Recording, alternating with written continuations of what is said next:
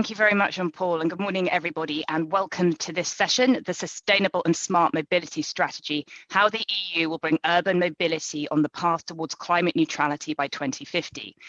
As you would have all known, yesterday, almost a year to the day after the launch of the Green Deal, the European Commission brought out its strategy for sustainable and smart mobility. This provides the policy framework to help align the transport sector with the European Green Deal ambitions, which notably involves cutting transport-related greenhouse gas emissions by 90% by 2050. So no small ambition there. Now, this session is the occasion for the Director General of the European Commission, who's in charge of mobility and transport, to introduce the strategy to this audience. So I'm very pleased that we have Henrik Hololei joining us from DG Move. He is going to speak for about 10 minutes to talk us through the key points of the strategy. Then we'll get our high-level panel to react, and I will introduce them in a moment. So they'll give their initial top-line impressions, and then we're going to have a wider discussion about the role of decarbonisation of transport, but also particularly looking at cities and urban mobility, because of course cities are on the front line of climate change, and in Europe we know that the majority of the populations lives there. So the fight against climate change really is do or die when it comes to cities. So we're going to have a great discussion over the next hour. You can ask questions as we go through. You do have the Q&A button. I'm sure you know how it works. Just helpful tip. Please keep your questions short and succinct. The snappier they are, the better the chance of they have of being asked. And if you'd like to ask your question to somebody specific, then please do help us by putting the name in the box as well. That way we have a much better chance of getting through as many questions as we can in the time that we have available. So I really hope you enjoy the session, and we're going to kick off with Henrik just in one moment. But before we do that, I'll introduce our other speakers. So in addition to the European Commission, I'm also very pleased to welcome Karima Delli, who is the head of the Transport Committee in the European Parliament. So she's going to be able to talk through a lot of it from the European Parliament's perspective. We also have Mohamed Mezghani, who's the Secretary General of the UITP, so the main international public sector transport union, and also Annalisa Boni, the Secretary General of Eurocities. So a really good panel for you today. But before we get into that discussion, I'm very pleased to hand over to Henrik Hololei, Director General of DG Move at European Commission, to talk us through the key points of the strategy. Thank you, Henrik. Thank you very much, Laura, and good morning. Good morning to all of you, ladies and gentlemen, dear friends. Let me just start by saying that it is a pleasure for me to be here with you today. Actually, you are the first crowd to whom I address after the strategy has been adopted. And of course, I would like to particularly then enlighten you also how I see the strategy reflecting the aspects related to the urban mobility. I know that it might be great to think that also that thanks to the digital opportunities, I'm able to reach out to you, but believe me, I would have so much more prepared to be there in person and to talk to you at the meeting venue. Feel the presence of people and emotions. There are just some things that cannot be replicated through the digital means, and human contact is definitely one of them. There is a need today, perhaps more than ever before, to discuss urban mobility. Cities and member states are planning a way out of the current COVID crisis and are aiming also to do so in a smart and sustainable way, embracing green solutions and digital means. Cities are also often the best living laboratories where new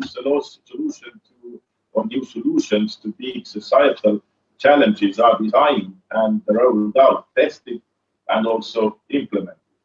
They are perfectly placed to be right at the forefront of the push for sustainable and smart mobility that we want to promote.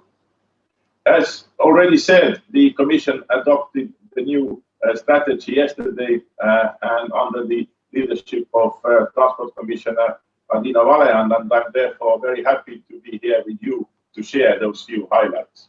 As you know, with the adoption of the Green Deal, and as it was mentioned earlier, we proposed to become the carbon neutral continent by 2050.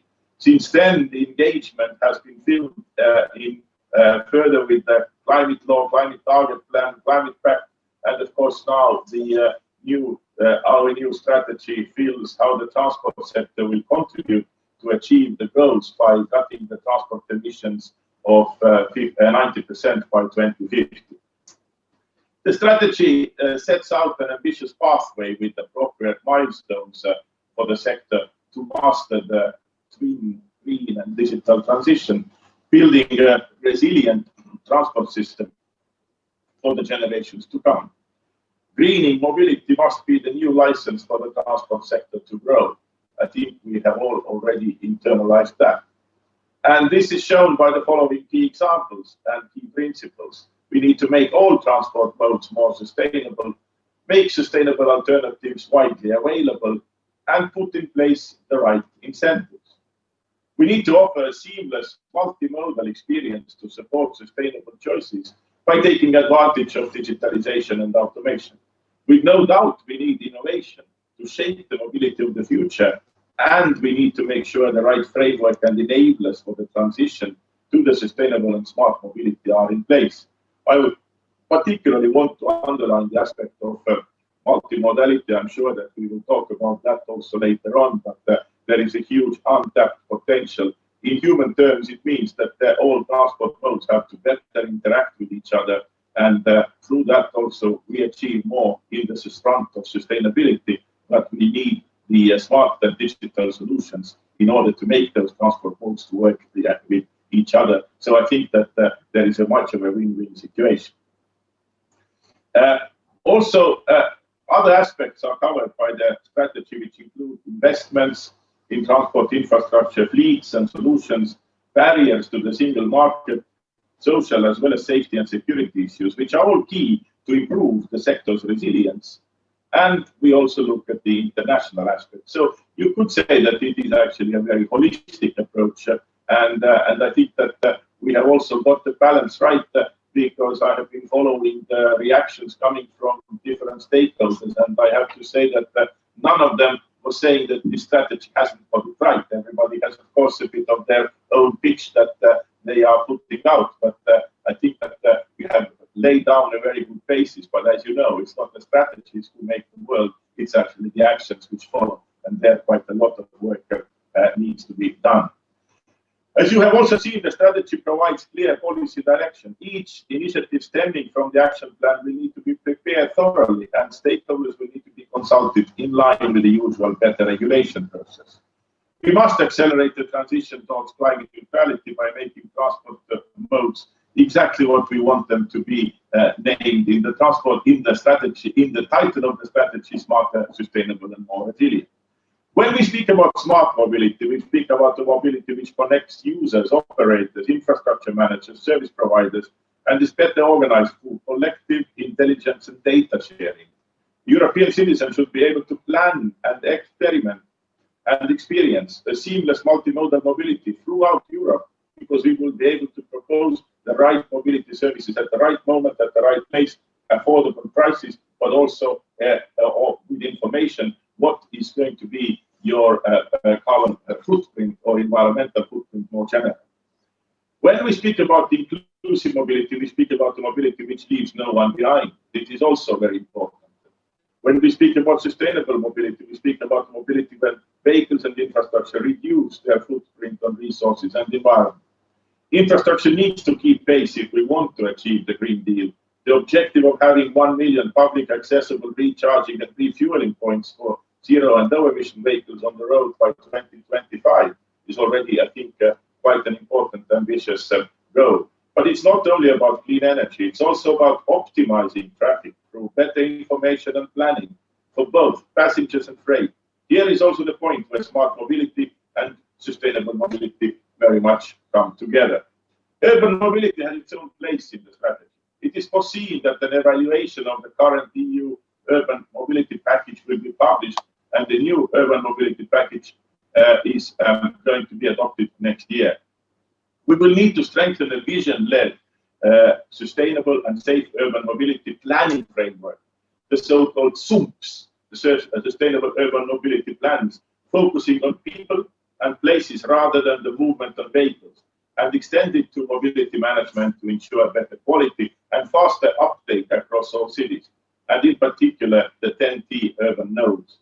We will also need data to monitor the progress of cities and to be able to learn what works and what does not work to meet our ambitious goal. We will need civil society, researchers, stakeholders, interest groups, as well as city dwellers involved with the local and regional authorities. At the same time, we need better multi-level coordination between cities. Member states and Commission for a truly sustainable multimodal mobility have to do their part. Mastering the green and digital transition in the field of mobility and maintaining the EU industry's global competitiveness cannot happen without focusing on research and innovation and supporting it. However, there is a need for a strong pathway between R&I projects, policy development, and market introduction of innovations. Moreover, the decarbonization of transport can only be successful in close collaboration with the energy sector and its work on smart electric grids, batteries, and production of innovation on alternative fuels, be they hydrogen, biofuels, and of course synthetic fuels. Digitalization and automation in transport relies on technology transfer and application of latest technologies in the areas, for example, of artificial intelligence. We also need citizens' engagement and involvement in the co-design of the future urban transport system to ensure that it is properly addressing people's needs while recognizing the diversity. We need European living labs. With Horizon Europe, we want to see more integrated and impact-driven approach than we had past research programs. The new cluster on climate, energy, and mobility links much better the elements we need for the ambitious way forward. In addition, we will have to focus on new mobility services, as I said already, multimodality, digitalization. And of course, there are many of those solutions, the new business models, which are particularly rolled out in the context and which could play and will play a big role also in the future. If all goes well, we should see the adoption of the first Horizon Europe web program next spring, which would include actions for the co-programmed and co-funded partnerships. For example, the Commission is preparing a potential co-programmed partnership on cooperative, connected and automated mobility to make sure that the development of this leads to more inclusive and more sustainable mobility by bringing much larger stakeholder community together to build the mobility services of tomorrow. In the broader context of connected and automated mobility, we also aim to further develop regulatory framework for drones, including use case and adopt the drone strategy 2.0. Again, drones will be integrated much more in the urban skies in the future, and it is going to be part of our mobility solutions in the next decades to come.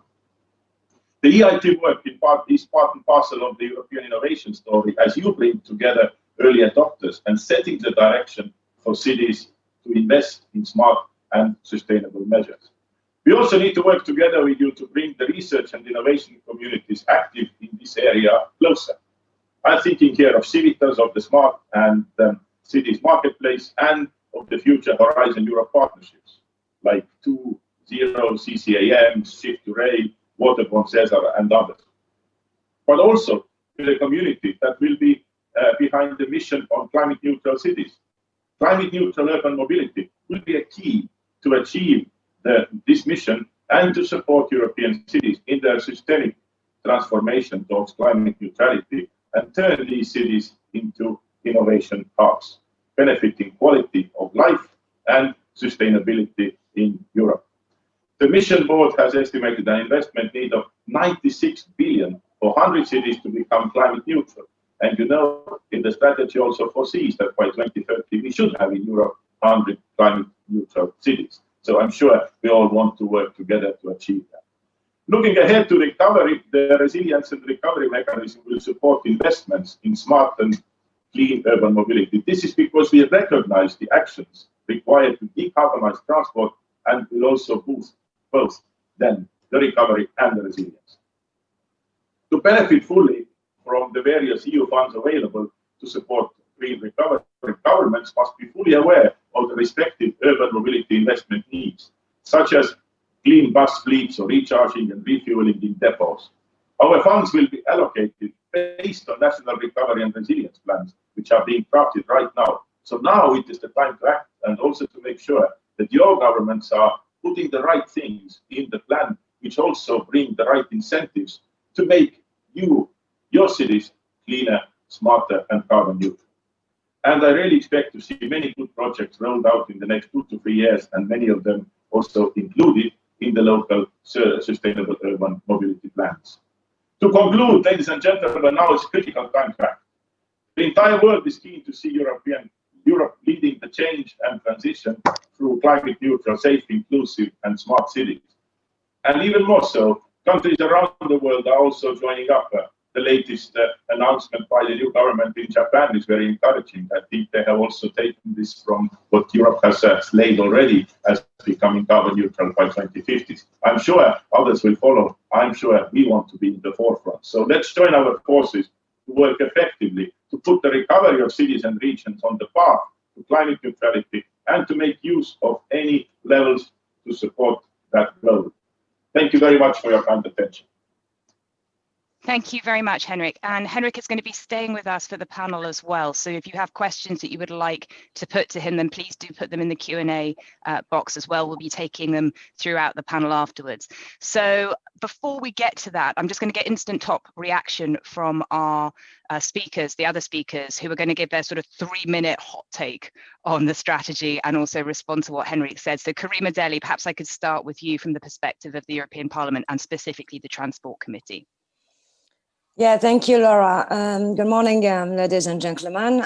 My reaction regarding the mobility strategy, which was published yesterday, is sounds a missed opportunity to me. I have 3 points to mention. First of all, the mobility strategy, which was hardly expected for weeks, is a deception.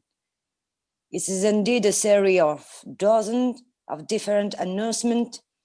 I then wonder whether the implementation of such a strategy is really feasible. The document indeed mentioned a very significant number of proposals, directive or regulation, as well as reviews between 2021 and 2024. Also, some goals should be welcomed. Some doubts can be raised with this regard. Secondly, I have liked to see more binding and quantified targets. Announcing reviews of legislative texts is a first step, definitely. There is, however, no clear quantified target when it comes to the outcomes of proposal from directive or regulation, as well as the EC's ambition with makes communication quick and clear. And thirdly, in this document, I believe the Commission also wants both private and public stakeholders to make more effort to lead the ecological transition in the transport sector. It's very a good point.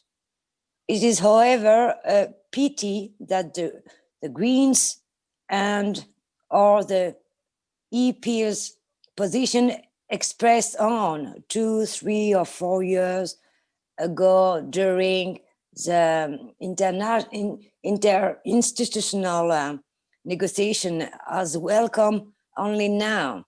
We have called on the Commission and the Council to be more ambitious in the past, and the member states have made those ambition wakers. Those years are lost.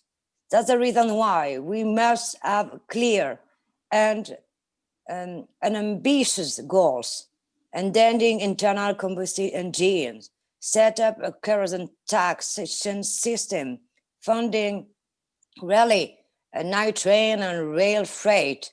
We need to invest clearly in public transport. We need a real strategy when you talk about bicycle, as well as a model shift from plane to train for short and medium haul flight.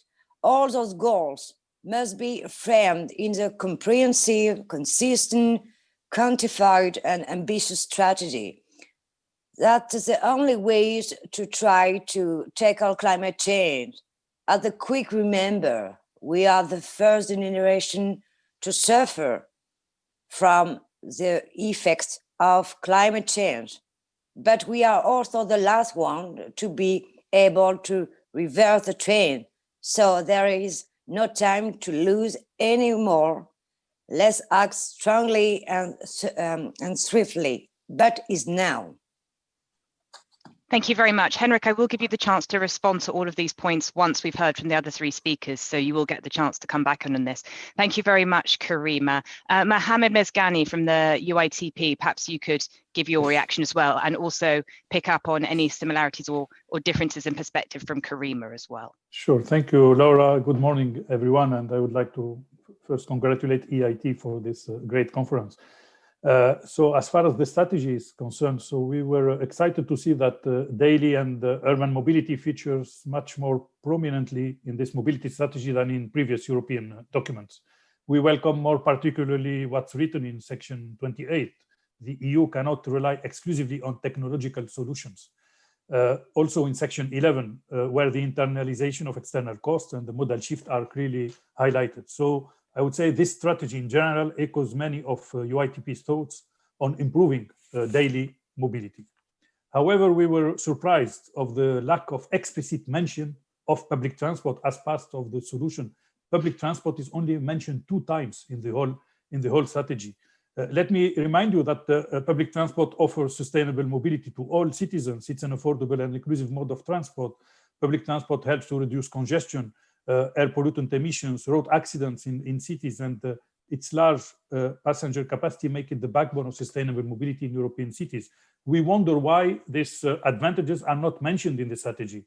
We consider this is a missed opportunity, really.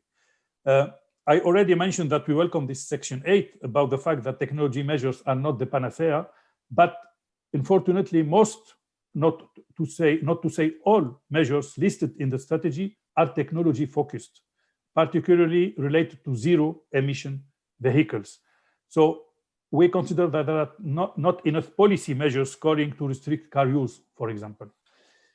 One target of the strategy is that by 2030, 100 EU cities will be climate neutral.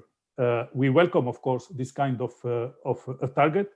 But if we combine this target with the technology measures, it would mean by 2030, 100 EU cities will be climate neutral, but heavily congested with electric cars. Is this what we want, really? So we welcome, if we don't have targets in terms of modal shift, mobility won't be sustainable enough.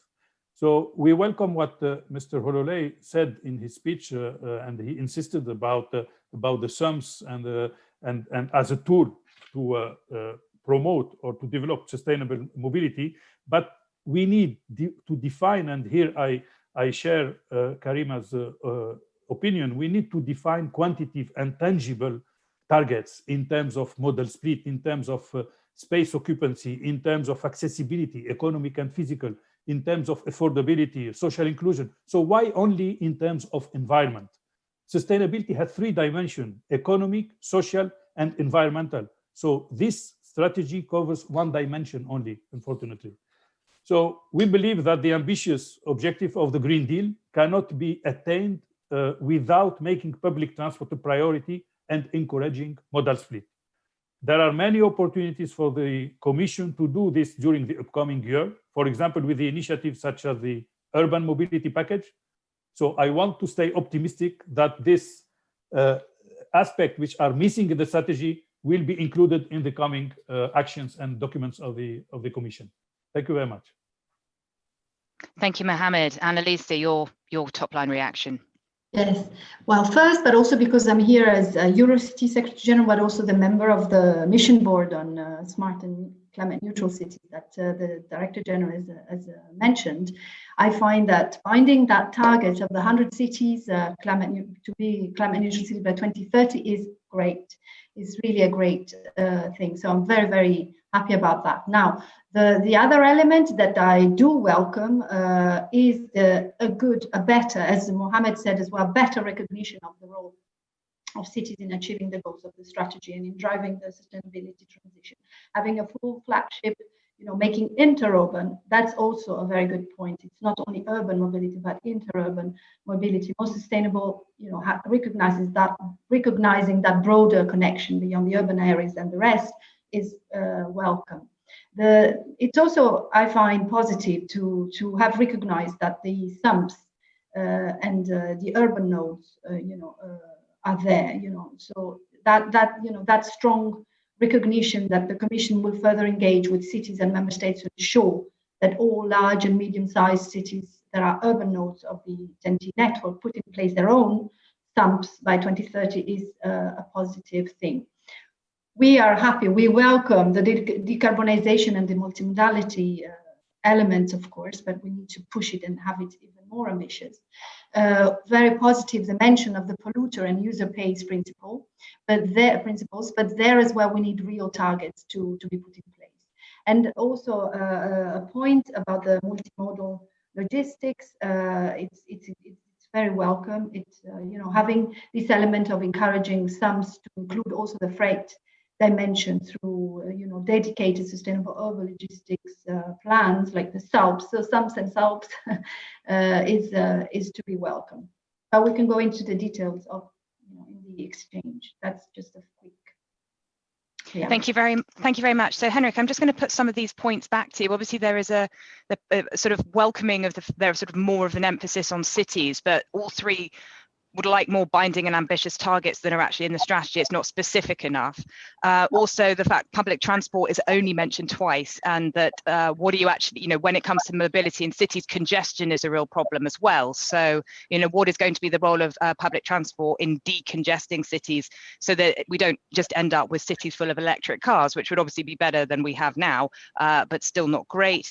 And also, sort of the fact that it focuses generally on the environment and perhaps needs to look at the other pillars around sustainability as well, so the economic and social dimension. So perhaps you could pick up on some of those points, particularly the concerns about the lack of binding targets. Thank you very much, and I'm very grateful for all the comments that were made, and of course this is very, very helpful, because what I said also earlier, it's not the strategies which make the difference. They create the framework, and then it is very much also through the actions where the real difference on the ground is being achieved. But what I also said in the very beginning, and I have been following also closely the reception of the strategy, then that was also quite inherent here, which was that you all welcome the strategy as such, but of course, from your own angles, you also want to see something more. You want to see something mentioned more. You want to see more ambitions, more targets. We have altogether in the strategy 10 flagships areas, 14 key milestones, 82 different initiatives, concrete policy actions. And of course, it is through these actions which many of those things are being achieved. And also, yes, I hear all the time that we need more ambition. I think that is true, but it's also very important to have the ambition well balanced with the realities. And while somebody would like to have more ambition, there are also those who don't want to have that much ambition. And you have to find the right balance. And of course, this is not something which is produced also by DG Move. It is something which is produced by the Commission, where different Commission services come together, and we also have to find the right balance in that sense. But I think that we are on the right track. I think that what is important is to show through the actions and through the proposals that we are moving towards the main target, which is the reduction of transport emissions 90% by 2050, with the immediate targets also by 2030 and 2035. And I think that there are a number of targets also which are mentioned, and of course they have to be substantiated through the different impact assessments and also what we have. We just cannot put things which we don't have substantiated and which we don't see that can be delivered. So I also have to point out that when we talk about particularly urban mobility, we as a Commission, we also have to be careful, because we know that this is an area which is covered much by the subsidiarity, even though we are creating, hopefully, an enabling framework. What is decided in the end is decided locally, and rightly so. And the very important tool, which you have also mentioned, are the sustainable urban mobility plans. And I really hope that these plans can actually be more ambitious, and we don't only achieve 100 carbon neutral cities in Europe, but hopefully we can achieve even more. And I also hope that there will be much more focus on the multimodality, as well as what was mentioned, the interurban mobility, because this is extremely important, where we can be able to well connect and sustainably connect the areas adjacent to the center of the city much better, because we know that the people commute in these directions. I would say that I wouldn't necessarily share the view that the sustainability focus is only on the environmental sustainability. I think that the social aspects and, of course, the economic aspects more generally have also been covered there, but it is clear that the decarbonization, and not only decarbonization in terms of reducing the CO2, but when we talk about cities, when we talk about the urban context, also the other aspects like the better air quality play an important role. And I think that we have also seen this in the overall context. If we have more zero-emission vehicles in the cities, then obviously it will also have an important positive footprint on the air quality in the cities and make cities more livable. About the congestion, I mean, this is also something which, yes, it's true. You don't want to replace just one type of cars with the other type of cars, even though the other type of cars are better. And we don't only talk about electric, we also talk about hydrogen and other solutions which will be more common in the future. But again, all this congestion management, this is related to the smart mobility. This is related also to the solutions, make the data available. Many cities are already doing it, and by that also can deal with the congestion management in a better way. You have also other tools that you can use, but you can do that also in your own sustainable urban mobility plans in your own cities, and through that, of course, make choices as well as solutions which can be afterwards used as best practices by the others. And surely we can also be there as enablers and help to facilitate moving forward. So I believe that we have a good basis to work on, and I think that this strategy surely is an important step forward. But again, only together we can make it a reality and really bring a change on the ground. Thank you. Thank you, Henrik. And just to remind the audience that you can post your questions via the Q&A button now. So we're going to move on specifically from the sort of immediate reaction to the strategy now and look a bit broader. But if you have questions, obviously do come back and put them in the Q&A box as and when you would like to. Okay, so quick question to everybody, very short response, please. Like, we're looking for roughly a minute or less, but same question to everybody. Bill Gates once famously said that we always overestimate the change that will occur in the next 2 years, and we massively underestimate the change that will occur in the next 10. So with that in mind, what is the way that we will move around cities going to look like by 2030? What is urban mobility going to look like in 2030? What do you think will be different, and what will be the same? And Mohamed, I'm going to start with you. So just quick top line thought on that, please. Yes. Thank you. Yes, I mean, of course, it's very difficult to predict. But anyway, in 2030, I think we live in a world where we will be moving less in general. So because we'll certainly work more from home or remotely, or maybe work less in general. So we'll tend to shop and have leisure activities in our neighborhood. Individuals will not need to own a car because we'll have shared and on-demand public transport services, and some of them may be already autonomous vehicles of different sizes for different users. Walking will be the main mode to get around. Bikes, scooters, and other micro-mobility solutions, and some of them are still to be invented, will be easily available, and they will share the road with public transport. All new vehicles will be clean, or zero emission, and speed will be limited to 30 km/h in most parts of the city. And this will make cities safer, greener, and quieter. And people will be the focus of mobility policies, which will put health and accessibility at their heart. And this will go hand in hand with diversity and gender balance in leading roles amongst decision and policy makers. And that's what will make our cities more people focused. That sounds great. Is that what it's going to look like, or that's what you want it to look like? It will look like that, of course, because I am optimistic that we can change the world. Thanks. Fantastic. Karima, do you agree with Mohamed? Are you as optimistic? Yes, of course. First of all, also we must have in mind how the cities will be in 10 years. Political action and initiatives should be implemented as soon as possible. The EU, the national, the regional, and the local authorities should have in mind and long-term perspective on the future of urban mobility. Secondly, the cities are definitely of the first line when it comes to face the impact of climate change. Urban transport is responsible for up to 25% of all CO2 emission, and for some 70% of all emission in urban areas that are responsible for climate change, with estimates that suggest that by 2050, up to 92% of EU citizens will live in urban areas. The pressure on urban area will only become higher. So the challenge are therefore urged regarding urban mobility. Concretely, the biggest game changer is for car. There is a first move. When you have a look at EU cities, the city center are becoming more and more carless, according to some reports between 0 and 10 kilometers. Electric biking is the fastest and more reliable mode of transport.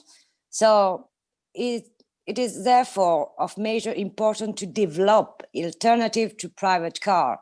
Some mobility, I'm totally agree with Mohamed, bike, scooters, but rollers now. And is one of the solutions in this context, as well as making street pedestrian. But we should not forget the citizen with low mobility capacity or those who live in the suburbs, far away from the economic center. There is why privileging, extending, and efficient public transport system must be a priority. Thank you. Annalisa, same question to you. Yeah. Bill Gates has said that, but I prefer to quote somebody else who said the most reliable way to predict the future is to create it. And I have to say, also echoing what was said before in another way, to say that cities are creating that, and especially after the COVID, with the COVID wave, I think that the ambition of cities is coming out even more. So the best window into the future on what is going to look like, what cities are going to look like, is to look at what actually these cities, these mayors are wanting to create and are actually committing to create, for instance, through their sums. If you look at them, that could be a good window to look at. So more people walking, as we said, more cycling. Lots of mayors have committed to, create more bike lanes and so on, more public transport, shared mobility service. I think that the public transport looks like it's not going to be working anymore again, but in 2030, I'm sure it's going to be stronger. It has to be stronger. Then, growth in spaces for people. I mean, there's all this trend is really coming out of using public space in a different way for people and not for car. More and more car-free areas in the city centers. I'm very happy with the strategy that talks about the urban vehicle access regulations being put in place and so on. Reduced traffic speed. I still struggle today with when I see people, driving so fast, but I hope that people that, all the part on security and safety, it's going to be so much stronger. This is, I hope, and I think it will happen. Digitalization, of course, of all the transport services, infrastructure, vehicles, this we will see, of course. And I think we will see also greater accessibility.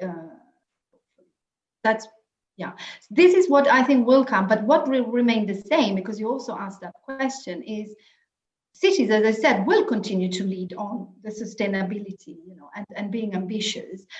But if we don't have an EU that intervenes, then it won't, the SUVs being in the cars and just doing whatever they want and polluting, this will remain the same. You know, high car ownership and use rates will remain the same. You know, unsustainable model choices within and between cities without a level playing field will remain the same. So this we need, cities alone cannot do it. We need a strong EU intervention on this kind of area. Thank you very much. Okay, and Henrik, actually, no, before we come to Henrik, I'd actually just wanted to come back to Mohamed very briefly, if you wouldn't mind, just because of something that Annalisa said about when basically when's trust in the public transport system going to come back, because obviously the trust levels have really fallen because of COVID. I mean, you know, I appreciate that's the $64,000 question, right? But when do you see it realistically coming back? Because yes, 10 years away is a long time, but at some point to get to those targets, we're going to have to really get back into it. So Mohamed, just very briefly, if you could come in on that, and then I'll go to Henrik for his thought on Bill Gates. Yeah, I mean, of course, if we want the people to go back to public transport, and we need to restore trust, and we need to act at two levels. I mean, the rational and the emotional level. And the rational level, of course, you know about sanitation, disinfection, ventilation, crowd management, wearing masks in this crisis time, of course. And this is a co-responsibility between the transport companies, of course, and the travelers.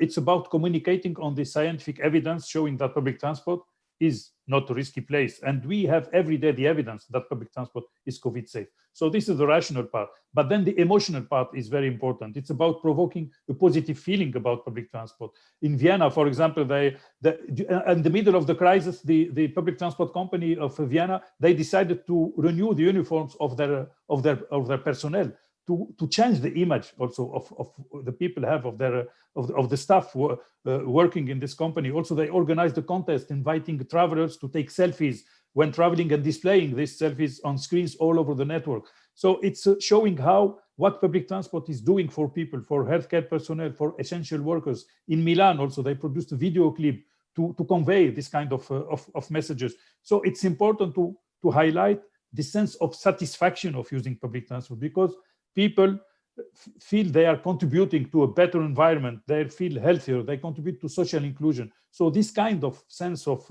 feeling good by adopting a civic behavior, it's important that we use that to make people come back to public transport. So we need both this rational and this emotional aspect. And I would say one last important comment is also to increase the awareness of politicians and policymakers to avoid they communicate wrong messages about public transport, especially during this crisis. So public transport will be back, of course, and we need to work. We will improve the service and the comfort of passengers. There are some silver linings from this crisis that we will help strengthen the position of public transport.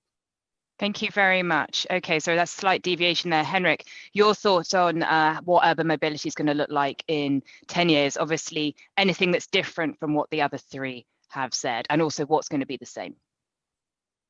Thank you very much, Laura. And well, Bill Gates was a wise man, no doubt. And he has also done the wise choice of words, because for me, change is a process. And in that sense, what happens fast is disruption. But change is something which takes a much longer time, and I think that this is also something where you need the societal acceptance as well as buy-in. The more gradually effectively you do it, the better it is. Now, what I would see the urban mobility looking like in 10 years, I mean, clearly, I would expect that the public transport is then by then clean.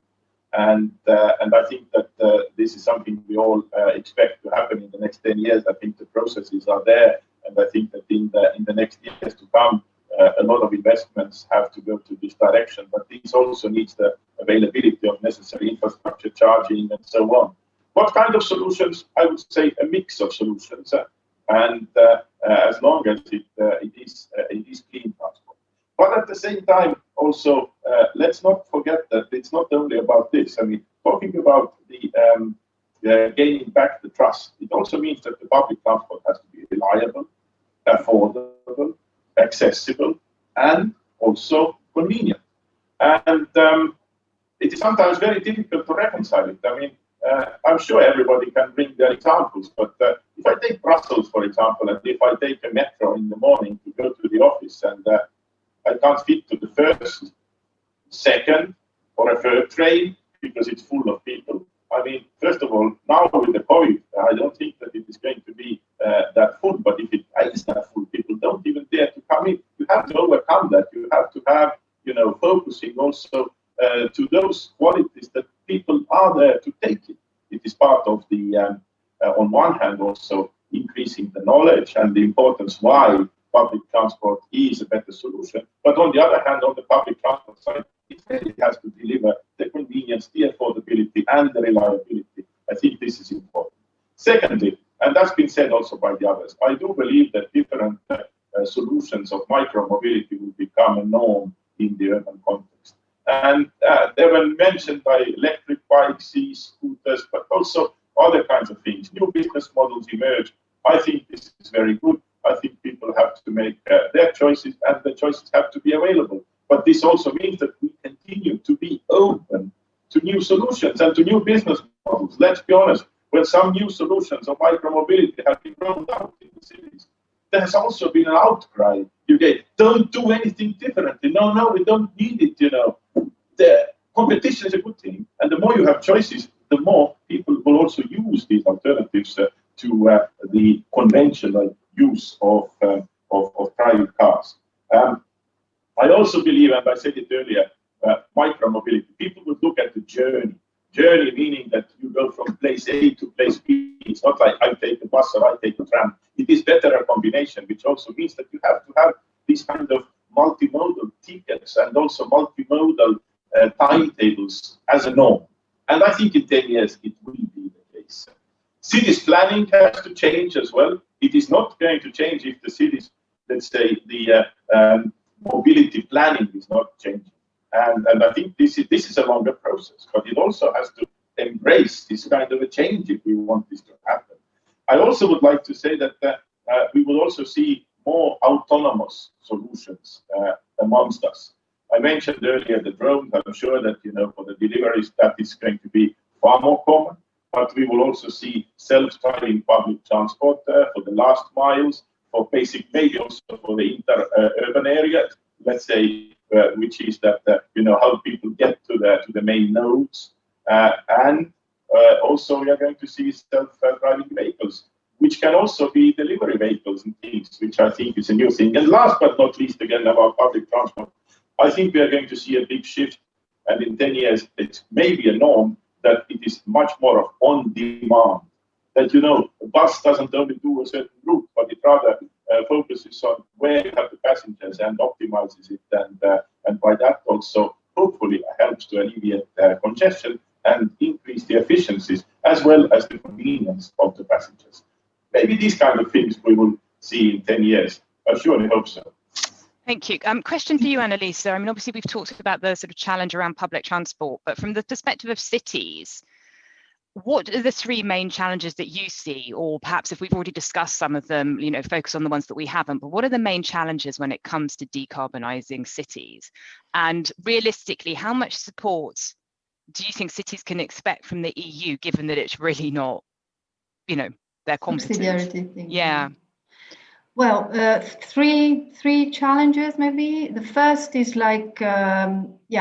expansion of decarbonized public transport and shared mobility services, because they need a big upfront investment. That's the huge cost. I mean, the maintenance is not it's quite cheap, and I mean, it's affordable, and the running fuel costs and so on, it's affordable, but the investment upfront is quite high. So it is, yes, it is a challenge. Second, maybe, yeah, we always say we shouldn't try to do rocket science, but space science.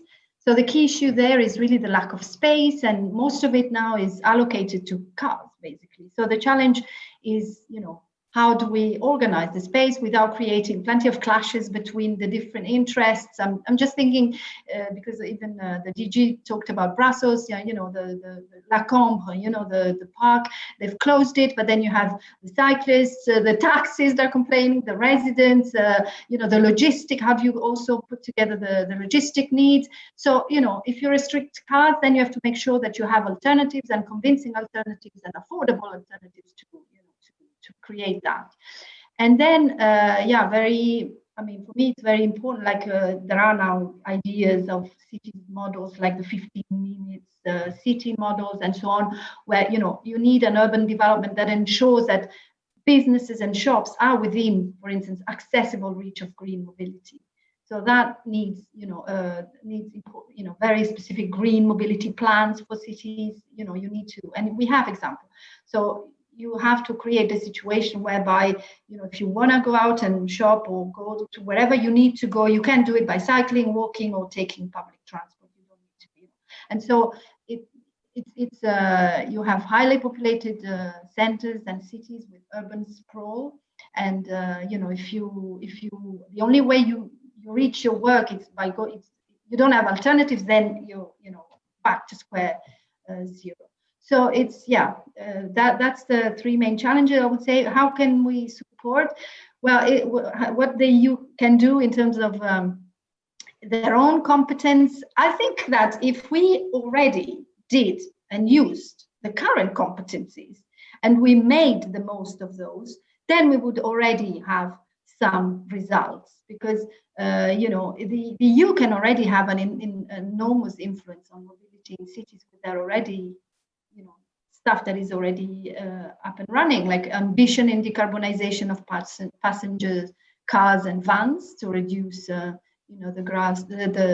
emissions and air pollutant emissions. So does this come back to targets as well? Yes, exactly. The higher CO2 standards, safety systems in vehicles to protect the most vulnerable people, but the industry is pushing back. Yeah, for instance, on the intelligent speed assistance. I don't know if you've been following that. Access to funding and financing for sustainable infrastructure and mobility services. If you think of all the structural funds, I mean, there is plenty of money that could, even more that could go there, and level the playing field between sustainable modes of transport through the polluter and user pays principles, as I said at the beginning. So yeah, so I think if we wanted to even do more, we should just sit down as reinforce the partnership, between all levels of governance and find ways to solve that. Thank you very much. On what is there. Thank you very much. Okay, we have a question that's come in from the audience from Paulina. I'm, Henrik and everyone, but we've only got 10 minutes left, so I'm not going to put this to everyone, but to a couple of others maybe. It appears in most of the fields the EU directives and frameworks are very ambitious, but at the same time very cumbersome to implement. Do you think this slows down the change? And if it does, why don't we work on simplifying policies and focusing on creating more clear and specific frameworks? So Henrik, can you respond to that quite briefly, please? And then Karima, you can come in on that too, but I'd like to get through some more questions. So just quite 30 seconds, please, if you can. Thanks. Henrik first. Laura, it's impossible to put that in 30 seconds. I know, it's a challenge. Question. It's not only about mobility and transport. It is much wider question about the EU legislation. Let's not forget that first of all, these are the results of the compromises, and different compromises also involving the co-legislators as well as the Commission's original proposal. It is clear that more complexities are added there. Secondly, it's much easier if this is a case of regulations, I would also say, but that's not possible always. And with the directives, as you know, it will also leave sufficient discretion for the member states to implement them, which also sometimes results in a, I would say, non-level playing field, or even cases where the interpretation of it is different from one country to the other, adding also some more complexity. So, I mean, yeah, I don't have an easy answer to that, but I really share and understand what you say. Thank you. Karima, do you want to, have you anything that you would like to add to that? Very quickly, as I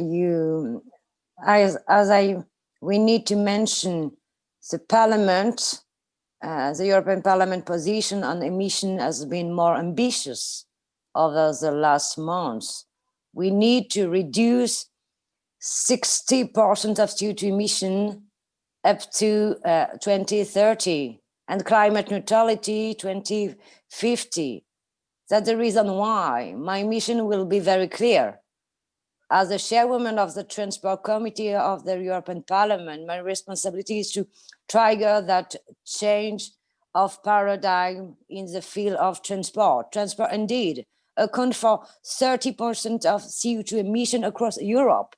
And this is the only sector in European Union whose greenhouse gas emissions have been being increasing since 1990. It's crazy. That's the reason why, as mentioned before, my vision of urban mobility in the near future is quite clear. To achieve our climate goals, massive efforts need to be undertaken. That what we need to do. In France, we say la politique des petits pas is not enough. I really hope both the Council and the Commission will be as ambitious as possible to conduct eco-friendly policy in the upcoming years and in all sectors, including urban mobility. And I would like to say thank you, Anna, and thank you, Mohamed, because without stakeholders, we cannot push more ambitious. That's the reason why tomorrow the mobility will be clear. We need to respect Paris Agreement and don't forget this pollution. Secondly, tomorrow mobility will be very inclusive. It's not normal at this moment. We have a lot of people cannot move. It's crazy, but it's true. And tomorrow the mobility will be very new. With a new technology, we can open we cannot open the debate about the data, but I hope tomorrow open data can do can make very quickly a new framework in digital, the digital and transport. And the last but not the least, but because for me it's very important, everyone can move. Everyone can move. That's the reason why forget with the link with the poverty. And we show during the COVID crisis, a lot of people cannot move. It's crazy, but it's true. That's the reason why we need to find the new key about these people. Really, thank you. Thank you very much. And actually, we're going to move into our final wrap-up round now because it's incredibly, we've got through quite a lot of conversation in this time, so we're near close to the end. Same question to everybody, 30 seconds or less again. I'm very keen on the short, tight answers. Can you give one practical recommendation, very concrete, that, you know, can it be either to policymakers or frontline workers or entrepreneurs and even innovators, because we haven't talked so much about that this morning, and even city planners on how we can make clean urban mobility vision become a reality? So very practical thing that can be done, you know, in the next couple of years to really get to that point. So Annalisa, I'm going to start with you. Practical recommendation. Well, there is too much to be done and done persistently to say it in such a short time. But maybe carpe diem, can we say that in English? Just let's not waste this crisis. Let's really take this as an opportunity. It's the chance to get to shape resilient and sustainable cities. It's not just words, it is a fact. We can do it if we do it all together. So all actors, all levels of governance, all together. That's one I think it sounds very large, but it's very practical. If we sit and talk and discuss and then commit and do things, we won't waste such a crisis. Second, do it with citizens. That's very important, because The impact is on behaviors. We need to co-develop the services together, because if we don't co-develop the services with them, they won't use them. They have to be part not only of the design, but also of the solutions, and they have to get the responsibility of it. So again, joint cooperation. Henrik, don't waste the crisis, do this with citizens. Do you agree? Or do you want to add to it very briefly? No, I mean, I have a lot of sympathy to what Annalisa was saying, and I can sign up to that. But let me just put it in one long sentence. Collaborate, cooperate, learn from best practices and from successful game-changing innovations. Only then you can bring the change also to yourself. Thank you very much. Karima, final thought from you, very briefly, practical recommendation. Yeah, very briefly, I will repeat what I have always called for. We need a clear change.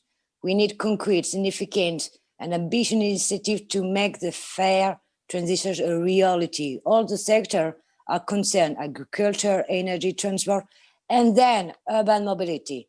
We cannot wait for the storm to pass. We therefore must have everyone on the board, and we will support everyone who is keen on leading this change, but is now. Thank you very much. And Mohamed, final thought from you before we wrap up, the practical thing that will take this forward. Yeah, so to the policymakers, I would say, seize the moment, be daring, and make sure there is a coherence between the different policies. To the entrepreneurs, I would say urban mobility and public transport offer great opportunities to develop new services, grow new businesses. And these businesses are serving the people. So we need these entrepreneurs and innovators. And the city planners, I would say it's time to change the paradigm of city design. Stop designing cities to move cars, but to move people instead. And to frontline workers, I wouldn't ask them anything more from them. They have been our heroes, our guardians of mobility. So we are grateful to them, and thank you. Thank you very much, Mohamed. Thank you, Annalisa. Thank you, Karima, and thank you, Henrik. Thank you to the audience for your questions and a very good conversation this morning. We're going to take a short break of 5 minutes now, and then I think your next session is coming up afterwards, so don't go anywhere. Thank you all very much.